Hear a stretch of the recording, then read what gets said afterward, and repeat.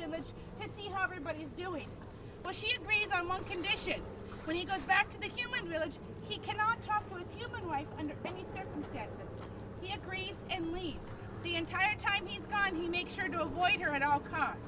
Just as he's leaving the last clan house to head back to the bear cave, his human wife, she jumps out from around the corner, scares him, and they make eye contact. And he is so scared the she-bear will find out. He covers his eyes really fast, runs back to the bear cave to tell her before anybody else can. But she knew exactly what had happened before he got back, but she decides to teach him a lesson. As soon as he walks in that bear cave, she starts sniffling, snarling, growling, and batting him around a little bit. Bear cubs are very protective over their mom, and so they seen her react to him in this way, so they pounce upon cats, and on accident, they killed him. She is so heartbroken, she climbs the nearest mountain. On that mountain, she climbs the tallest tree, and there she sat and sang mournful love songs of her last loved cats until she dies of a broken heart. Really sad, I know. I forgot to mention, at the end of our stories, everybody dies. Sorry. Nobody lives happily ever after. Nobody finds Prince Charming. Everybody dies at the end of our stories. This is for two reasons. Number one, we never spanked our children, scolded them, or punished them in any way. We believe they are reincarnated ancestors. So instead, we would tell them stories to scare them into behaving. So basically, we tell them, you mess up, you're going to die. So, also, this helps the children at small ages to realize that that's just a circle of life. Everybody lives, everybody dies. Now, on a pole here, you have the big she-bear. This is cats, and they got the 3 bear cubs, and then the loon bird is on top. Now, this totem pole is what we call a story pole. All of our stories are put up for different reasons. None of them are worship in any way. We put them up because we don't have a written language. So instead of picking up a piece of paper and pencil and writing a story, they carve a totem pole. They're used to mark times, dates, events, tell stories, landmarkers. It shows where your fishing grounds are, your hunting grounds, and that kind of thing. A totem pole in front of a clan house is called a heraldic pole. It says who lives in that clan house. Just like nowadays you have a sign on your door that says welcome to the Smith home.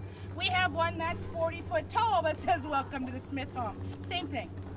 This totem pole here, this is a totem pole for Mr. William Seward. Everybody knows who he is, right?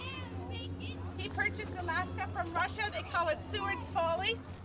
Well, Mr. William Seward did come to the state of Alaska. When he came here, we had a very large potlatch for him. A potlatch is a large native gathering that we'll have. Let's say, for example, we have a potlatch, okay? This gentleman here is our master carver, and he just carved us this totem pole. Do you think us few here can lift this totem pole and put it in the ground by ourselves? No, we're going to need help.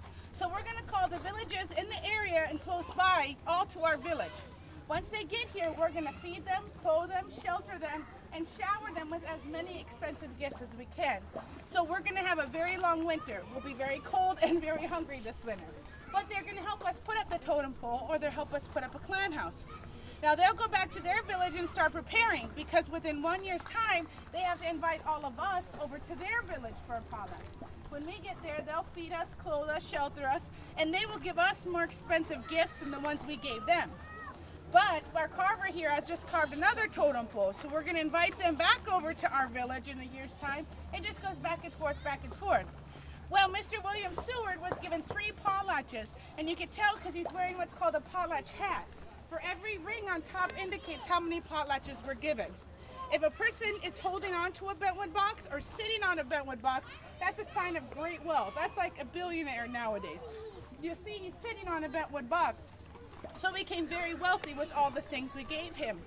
But in a year's time, he did not return a potlatch. We gave him 6 years to return a potlatch, and he has not returned a potlatch to this day. So we had a carver climb the totem pole and paint his nose and both of his ears red. This is a sign of stinginess. This is now a shame's pole or ridicule pole. When one of his family members comes up and gives us a potlatch, we will take this one down and carve a whole new one for the event. But until then, his nose and ears will be red. So, the next totem pole over, unfortunately, this is a mystery pole. We do not know the meaning behind this pole. When this pole was carved, it was right when they discouraged us against teaching our children our native culture. They took our children and put them in boarding schools, so the language was almost lost. Like I said earlier, we don't have a written language. So when they took all of the children, the language almost completely died out. And this totem pole was carved right at that time, so unfortunately lost the story. The top, I'm going to point out a couple weird figures though. The top figure is a raven. We know because it's straight beak, right? But his beak is painted yellow like an eagle, and he has eagle's wings, which is kind of weird. Also, the middle, there's a face there that has two different colors. If you have a two different color face like this on a totem pole, that means in the story somewhere somebody is murdered or dies of a horrible death. Underneath that, it looks like that, second to the last figure, looks like he's eating or devouring the very bottom figure. Like I said, we don't know what this totem pole means, just some strange figures on it. So, the next totem pole, the top figure is an owl, the bottom is a weasel. These two animals represent our shaman or medicine man. So this is our shaman or medicine man's pole. This is like nowadays, if you're hiking with your buddy and your buddy breaks his leg, you put him in the car and you follow the hospital signs to the hospital. Back then, you put your buddy in your canoe and you start canoeing by the villages.